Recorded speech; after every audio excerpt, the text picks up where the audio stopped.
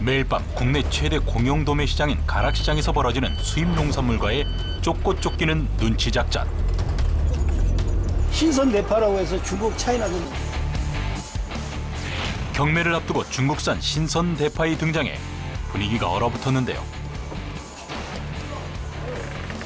공영도매시장 안에서 55%의 지금 그 수입 당근이 차지하고 있다 이거예요. 전국 70%입니다. 예, 아니 그러니까 한번 보십시오. 앞으로 무배추, 양배추, 대파 뭐 이런 거 저희들이 이렇게 안 하면은요. 네. 결국 똑같은 안 되라는 법이 어디 있습니까? 올 한 해 태풍만 7번.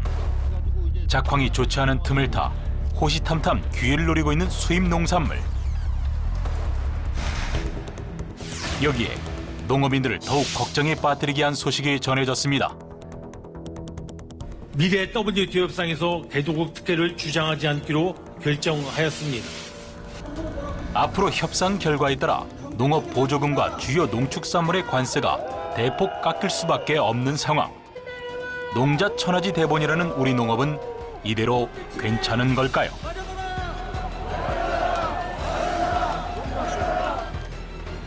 WTO 개도국 지휘 포기 한 달. 위기에 처한 우리 농업의 실태를 짚어봅니다. 안녕하십니까. 이슈 현장 속으로 이태현입니다. FTA 협상으로 수입 농산물들이 물밀듯이 들어온 지도 어느새 10년이 훌쩍 지났습니다. 당시 농업인 단체들은 농업 관련 협상을 최대한 막아야 한다고 경고했는데요. 그렇지 않으면 저가 수입 농산물들이 우리 식탁을 점령하고 시장이 확보되면 수출상들은 가격을 올리면서 국내 농업계가 큰 타격을 입게 될 것이라고 말했습니다.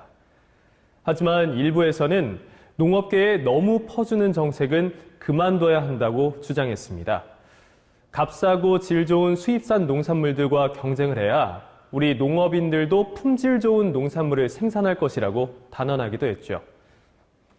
그 후로 10년, 수입 농산물들은 우리 농업계에 어떤 영향을 미치고 있을까요? 수입 농산물들을 둘러싼 우리 농업인들의 이야기를 직접 들어봤습니다. 전국 각지에서 생산된 농수축산물이 모이는 곳, 가락 농수산물 종합 도매시장입니다. 경매를 앞두고 시장은 더없이 분주한데요. 농업인들이 1년 동안 피와 땀으로 일군 농산물이 열매를 맺어 소비자들을 만날 준비를 마쳤습니다. 이렇게 출하자가 누구고 또 생산지가 어디고 누가 싣고 왔고가 다 나와 있는 거예요.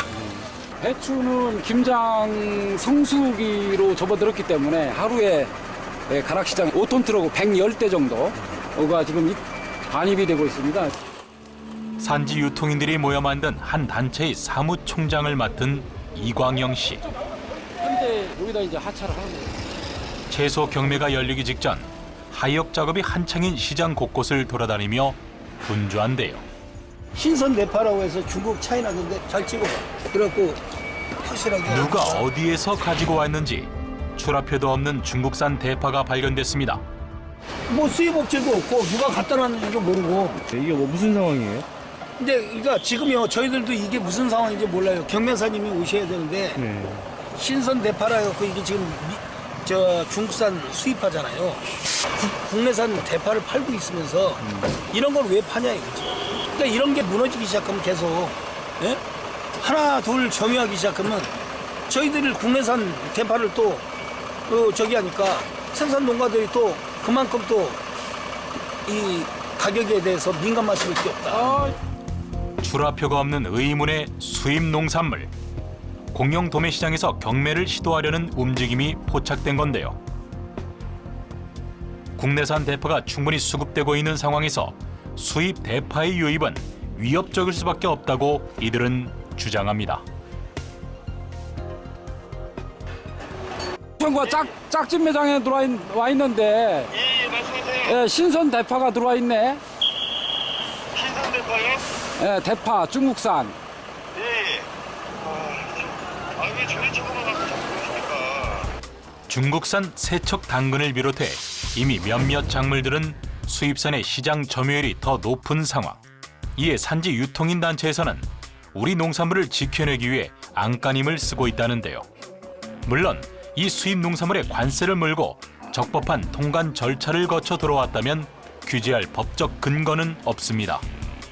청가 가보자. 청가. 때문에 유통인들 스스로 자정의 노력이 필요하다고 합니다. 지금 이제 그 각 청가마다 도는데 또 신선 대파라고도 차이나가 여기 청가 앞에 있어서. 대파? 예, 그건 뭔지 몰라서 지금. 대한민국의 대기업이 대파, 기타 등등 거기에 전부 다 들어가고 있어요. 무슨 눈에 보이는 거 이거 쬐까는 거 이걸 할 게 아니고 우리 국민들의 의식과 소비자 의식과 생산자 의식을 바꾸지 않으면은 이거 무슨 여기 카메라 갖고 와서 이거 박는다고? 응? 아니 그러니까 뭐 도와줘야 우리가 살지요. 이거 사람 그냥 뭐 지금 무배추 그렇게 뭐 정부에서 걱정하는 만큼 뭐 지금 시세가 나옵니까? 그거 아니잖아요.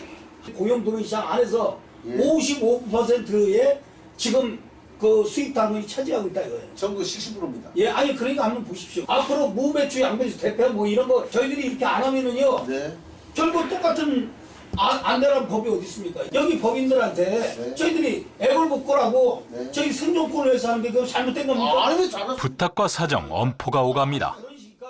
지금 수입 농산물이 관세를 내고 적법한 절차에 의해서 들어오는 데는 큰 문제는 없습니다. 근데 이제 경매라는 제도를 도입해서 공정하고 투명하게 거래가 될 수 있도록 해서 생산자와 소비자를 보호할 수 있도록 이 도매시장을 만들었는데 그 틈을 이용해서 수입 농산물이 삐집고 들어와서 전부 수입 농산물로 범벅으로 만들어버리면 과연 이 우리 농업이 설 자리가 어디 있느냐, 이거는 아니다. 그들이 꼭 거래를 하려면 그 기업이 돈을 투자를 해서 만든 무슨 거기 가게에서 그 사람들끼리 거래가 이루어져야지 공영도매시장은 절대 안 된다, 이런 부분입니다. 저희들 생각은.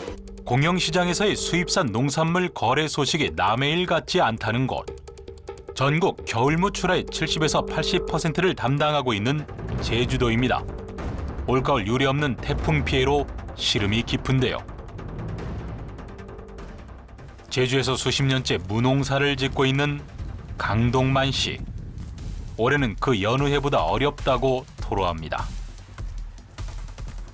11월 말이나 12월 초부터 이렇게 이제 우리가 수확이 이루어져야 되는데 그때의 수확할 무들이 지금은 굉장히 없다라고 보면 될 겁니다. 제13호 태풍 링링이 남긴 상처가 처참합니다. 농작물과 시설물 피해가 특히 커 피해 농가들은 할 말을 잃었습니다. 피해 규모는 더 커질 것으로 전망됩니다. 제주도청은 전체 면적 중 약 30% 가까이 침수 및 유실 피해가 발생했다고 밝혔는데요. 여름에 파종한 무들이 태풍을 직격탄으로 맞았습니다. 모양 자체가 우리 지금 왜 그 겨울에 이 제주도 무들 보시잖아요. 네. 무가 이렇게 단지 모양으로 되잖아. 그렇게 해서 이제 커져야 되는데 지금 이거는 키워가지고 수확해도 이건 상품성이 없어요.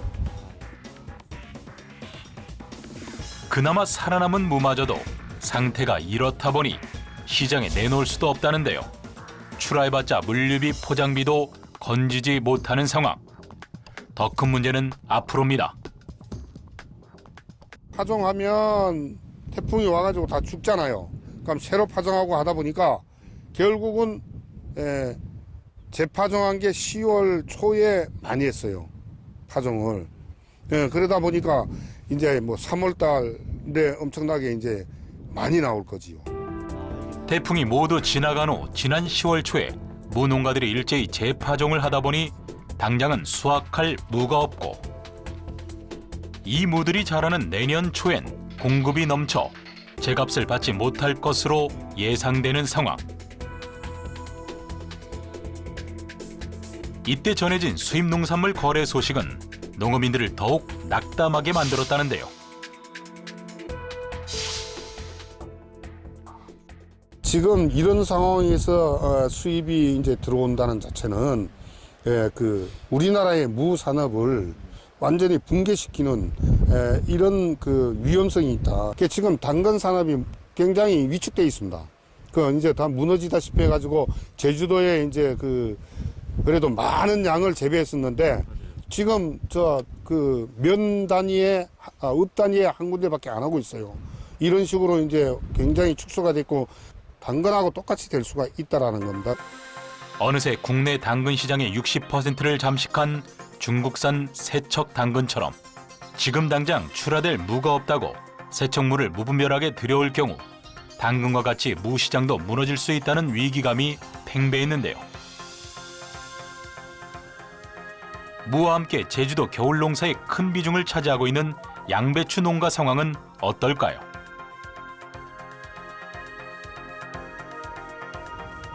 다행히 푸른 양배추 잎사귀들을 만날 수 있었는데요.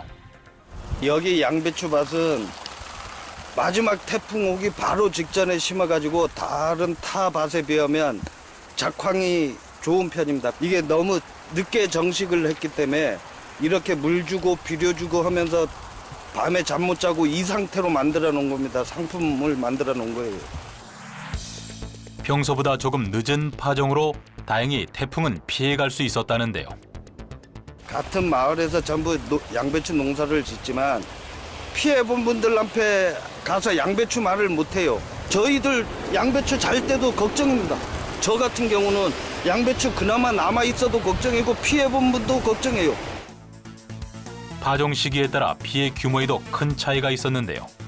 양배추의 대부분이 태풍으로 유실되었다는 농업인도 만날 수 있었습니다. 여기는 밭이 휑하네요, 진짜로. 예. 일찍 심어갖고 원래 좀 돈 좀 벌어보려고 했는데 태풍을 3번 맞았습니다. 이게 언제 심으신 거예요? 태풍 전이면은? 전에 저 8월 14일경에. 8월 14일에. 예. 걱정이 태산입니다. 이게 진짜 무슨 할 말이 없네요, 진짜. 가슴이 막힙니다. 진짜 이런 상황에 또 우리 정부에서 또 양배추를 또 수입한다니까 농민의 한 사람으로서 진짜 답답한 심정입니다. 지난달에만 550톤의 수입 양배추가 검역을 통과, 시중에 유통되었는데요. 저 같은 경우는 한 25,000평 농사했는데 지금 그중에 한 30%는 태풍 피해 보고 나머지 70%를 가져가지고 시장에 출하해서 제거를 받아야 되는데, 근데 최근에 또 거꾸로 이제 수입품이 중국에 들어가가지고 그나마 희망마저도 이제 없게 만들고 있는 형국의 지금 현실이죠, 지금 그게. 특히 양배추의 경우 식당이나 기업에서 대량 소비하기 때문에 소비자들은 원산지를 모르는 경우가 많습니다. 중국산이 과연 원산지 표시가 제대로 돼서 일반 식당에 유통되고 있는지 그걸 소비자들이 모른다는 거죠. 예? 누가 알겠어요? 그 중국산에 들어가지고 만두 속이나, 예? 또 닭갈비 이런 대단히 양배추 소비하는 소비처에서 그런 게 없다는 거죠. 만두 속 하면 누가 그걸 물어보고 삽니까? 정부에서 이제 어떤 그런 수입사에 대한 단속이라든가 이게 정확히 발표를 하니까 모른다는 거죠, 소비자들은. 과연 이게 농약 검사는 제대로 들어가고 했는지 그걸 모를 거 아니에요. 그 때문에 수입 농산물에 대한 검역 및 원산지 의무 표시 단속 강화를 요구하고 있는데요. 하지만 WTO 개도국 지위 포기 소식은 그런 의욕마저 잃게 했습니다. 지금 관세가 있는데도 경쟁력이 없는데 관세가 철폐되게 되면은 가격 경쟁력이 그만 떨어질 거 아닙니까? 그러면은 농사 열심히 지어본들 소득이 없으면은 농사 지을 마음이 어디 생기겠어요? WTO 개도국 지위 포기를 선언한 지도 어느새 한 달이 흘렀습니다. 수많은 농업인들이 WTO 개도국 지위 포기 무효를 외치며 거리로 나섰고 대책을 요구하고 있는데요. 이에 정부는 농업 예산 확보와 함께 문재인 대통령의 대선 공약 중 하나였던 공익형 직불제를 실시하겠다고 밝혔습니다. 또한 당장 우리 농업에 미치는 영향은 제한적이니 안심해도 된다면서 농심 달래기에 나섰는데요. WTO 개도국 지위 포기, 농업인들의 막연한 불안일까요? 아니면 곧 당도한 미래일까요? 한 달 전 농업인들을 충격에 빠뜨린 소식이 전해졌습니다. 미래 WTO 협상에서 개도국 특혜를 주장하지 않기로 결정하였습니다. 우리나라는 OECD 가입을 계기로 농업과 기후변화 분야에서만 개도국 특혜를 유지하기로 한 바 있는데요. 정부는 이 개도국 지위를 포기하기로 한 겁니다. 이유인즉 우리나라는 WTO 164개 회원국 중 G20 및 OECD 회원국, 국민소득 3만 불 이상을 모두 충족하는 9개국 중 한 나라로서 이미 선진국 반열에 올랐고, 우리의 개도국 특혜에 대해 WTO 내에서 문제가 제기되고 있는 만큼 더는 개도국 특혜를 주장하기 어려운 실정이라는 건데요.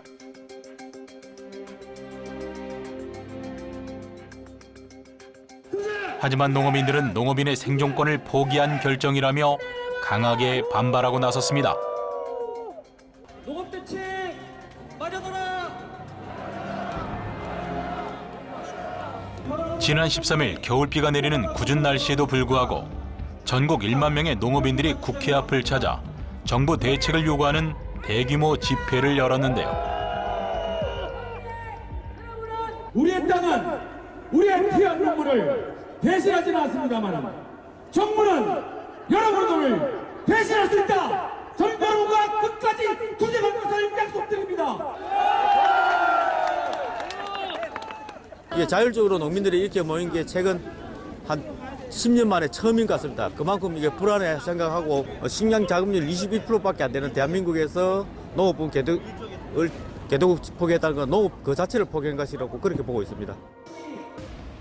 개도국 지위를 포기함에 따라 앞으로 WTO 협상에서 농업 보조금과 주요 농축산물의 관세가 대폭 깎일 수밖에 없다는 분석이 나오고 있습니다. 현재 수입쌀의 513%의 관세를 부과하고 쌀 농가인 보조금인 고정 변동 직불금을 지급하고 있지만 이마저도 미래의 새로운 협상 결과에 따라 대폭 줄이거나 없애야 한다는 예측인데요. 개도국 지위 포기는 농업시장의 붕괴를 의미합니다. 우선 당장 관세의 인하로 인해서 수입 농산물이 물밀듯이 밀려올 것이고, 그러다 보면 국내 농산물 시장은 요동을 칠 수밖에 없습니다. 오롯이 농민들의 피해가 예상되는데 지금 당장 피해가 없다라는 그런 정부의 입장은 정부와 농민들 간의 그 온도차가 너무 심하다. 그리고 정부와 농업시장, 농민들과의 신뢰관계가 너무 벌어져 있다. 이런 것이 저는 큰 문제라고 생각하고 있습니다. 그렇다면 정부와 농업인 간의 온도 차이는 어디에서부터 시작된 걸까요? 15년 전 남편과 귀농, 벼농사와 포도농사를 짓고 있다는 김미자 씨. 벼 수확이 끝났는데도 허리 한번 펼 새가 없습니다. 사 먹는 게 제일 싸다니까. 좀 많이 가요. 네, 이게 작년에 가격이 좋다고 올해는 또 7,000원이나 하는 거야. 너무 가격이 또 싸졌어요, 이것도. 올해 농산물 배치고 다 싸잖아요. 갈수록 더 힘들 텐데. 그러게요. 그래서 염려스러운 게 진짜 이걸 안 할 수도 없고, 응? 너무 힘들다니까. 진짜 힘든 거 생각하면 아무것도 못해요. 이렇게 끝나는 게 아니고 기계에서 한번 골라와서 또 방에 잘 때 자기 전에 그 상에다 깔아놓고 밤새워 골라요. 이거 한 기본으로 일주일은 골라야거든요. 온종일 커피 한잔할 여유도 없지만 그래도 20살 난 아들이 부모 뒤를 이어 농사를 짓겠다며 농업대학교에 입학했을 때 내심 뿌듯했습니다. WTO 예. 개도국 지위를 포기했잖아요. 예. 그런 부분에 대해서 어떻게 생각하세요? 그래서 이제 제가 너무 고민이 되는 거예요. 어? 앞으로 아들한테 농사를 짓게 할지, 예? 아니면은 아들한테 다른 직장을 알아봐라. 도저히 안 되겠다. 농사로는 안 되겠다. 이렇게 얘기해야 할지 진짜 너무 고민을 하고 있어요, 지금. 농사를 짓겠다는 아들을 이제는 말려야 하는 게 아닌지 고민이 깊다는 김미자 씨. 올해로 쌀농사 34년 차 박흥식 씨는 시장경제 논리만을 내세워 농업을 홀대하는 현 세태에 가슴이 답답합니다. 그게 왔을 때, 그래서 저는 저번에도 이런 얘기를 했습니다. 어떤 앉은 자리에 사람들이 있길래 우리 아들, 딸들 농사 짓는다는 그 천년 농업인 육성한다는 그 전북도가 이야기하고 있는데 말 쉽게 하지 마라, 이제. 그 말마저도 나는 못 믿겠다. 뭐 농민들은 크게 불안하지 않습니다. 실제 농민들은 나는 이렇게 농사 짓고 어차피 지었던 거니까 이렇게 농사 짓겠다. 그리고 내 대에 끝나는데 뭐 내 대에 끝나서 뭐 우리 아들 딸들이 와서 농사 안 짓는데 내가 무슨 걱정이냐. 나야 뭐 이렇게 살다가 죽으면 그만이고. 이런 것들이 이렇게 패배적인 것들이 많이 짜여 있고, 그러다 보니까 마을의 공동 자금도 우리 아들 딸들은 와서 농사도 안 짓는데 이런 돈 동네 놈 팔아갖고 나눠 갖자. 그리고 우리가 먹자. 못 올라고 놔두냐. 이제 또 농사 질 사람도 없는데. 이런 게 지금 공동체가 깨지고 있고, 그렇게 마을에 대한 애정이 없어지고 있는 이런 게 우리 마을에서 현상이 일어난 겁니다. 마을에서는 이미 쌀 농사를 포기하는 이들이 생겨나고 있다는데요. 이게 지금 1200평 되는 원래는 논이었는데 흙으로 좀 메꿔서 밭으로 쓰려고, 논농사가 그날 얼마 전에 이제 쌀값이 떨어지면서 밭으로 활용한다고 논 주인이 흙을 받아가지고 이렇게 했습니다. 안타까운 마음에 이 땅을 빌려 올 겨우내 이곳에서 우리밀 농사를 지어볼 계획이라는 박흥식 씨.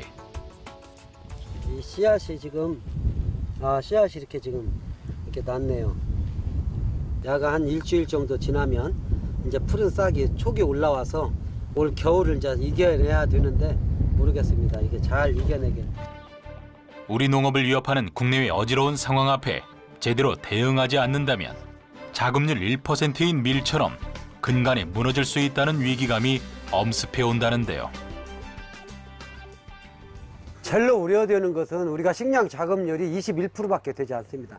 그나마 쌀을 빼면 4%도 안 되는 것이 이제 자급률 형태인데, 정말 과연 이게 맞는 것인지, 도대체 어떠한 생각으로 정부가 개도국을 포기했는지, 이제 농업은 없는 것인지, 진짜 값싼 농산물을 대체하고 힘든데 뭐 들라고 농사 짓냐고 하는 말이 맞는 것인지, 이런 부분에 저는 우려가 하는 겁니다. 이에 정부에서는 WTO 개도국 지위 포기에 따른 피해를 최소화하기 위해 내년도 농업 예산을 최근 10년대 가장 높은 수준인 4.4% 확대해 15조 3천억 원으로 확대 편성했다고 밝혔습니다. 또한 문 대통령이 대선 공약으로 내세워 추진했던 공익형 직불제 추진에 박차를 가하고 있는데요. 하지만 정의 되풀이에 불과하다는 각계의 비판이 점점 커지고 있습니다. 정부의 추가 대책 마련이 시급해 보입니다. 무엇이 문제일까요?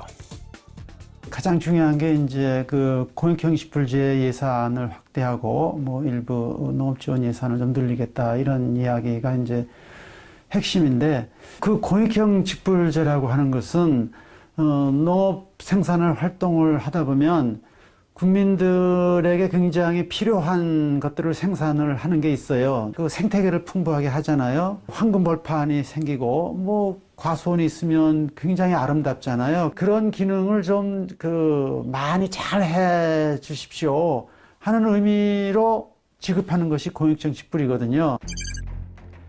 현재 우리 정부는 쌀 농사에 한해 변동 직불금 제도와 고정 직불금 제도를 운영 중에 있는데요. 이런 쌀 중심의 보조금 제도를 농촌의 공익 다원적 가치를 중심으로 논과 밭 구분 없이 직불금을 지급하는 공익형 직불제로 전환, 농업 농촌에 실질적인 도움이 되는 대책을 마련해 나가겠다는 겁니다. 이에 농민단체에서는 공익형 직불제는 물론 좀 더 다각적인 대책을 요구하고 있는데요. 미국에서는 그것을 뭐 가격 변동 대응 직불, 최근에는 가격 손실 보전, 뭐 PLC, CCP 이런 이제 제도들을 하고 있거든요. 그래서 그 농산물 가격이 기준 연도에 설정한 가격보다 많이 떨어지면 그 중에 80% 내지 90% 정도는 정부가 보전을 해주겠습니다. 나머지 이제 한 10 내지 15%는 농가들이 부담을 해서 그렇게 그 가격 위험을 분담합시다 하는 제도가 지금 절실하다고 생각이 돼요. WTO 개도국 지위를 상실하거나 포기했을 때 그에 대한 대응책은 기본적으로 주산지 주 품목에 대한 최저 가격을 법적으로 보장하는 길 외에는 다른 방법이 없습니다. 이미 미국을 비롯해 유럽 선진국에서는 농업의 공익적 효과에 주목, 농가의 공익형 직불제와 농산물 최저가격 보전제 등을 지원하고 있으며 국내에서도 이런 노력들이 당장 시급하다고 지적하는데요. 개도국 지위 포기 한 달, WTO 미래 협상을 대비해 우리는 지금 어떤 노력을 하고 있나요? 정부에서는 진짜 농민들은 농사 짓지 말라는 것 같아요. 농민들은 농사만 지어도 바쁜 일인데 이 서울까지 여의도까지 오야 될 그게 아닌데 앞으로 이런 우리 농민은 농사만 지을 수 있는 그런 시대를 오기를 빨리 기대합니다. 이 쌀은 너무나 소중하고 이건 농민에게 목숨이고 국민한테는 생명과 같은 겁니다. 생사의 갈림길에 서 있는 환자의 목숨을 구할 수 있는 제한된 시간 골든타임. 교통사고와 같은 중증 외상 환자의 경우 1시간, 뇌졸중 발병 환자의 골든타임은 3시간이라고 합니다. 어쩌면 한국 농업도 지금 위기와 변화의 골든타임 위에 서 있는 건 아닐까요? 이 쌀은 너무나 소중하고 우리의 목숨이며 생명이라는 농업인의 마지막 절박한 말을 우리 정부 관계자와 정치인, 국민 모두가 귀 기울여야 할 때가 아닌가 합니다.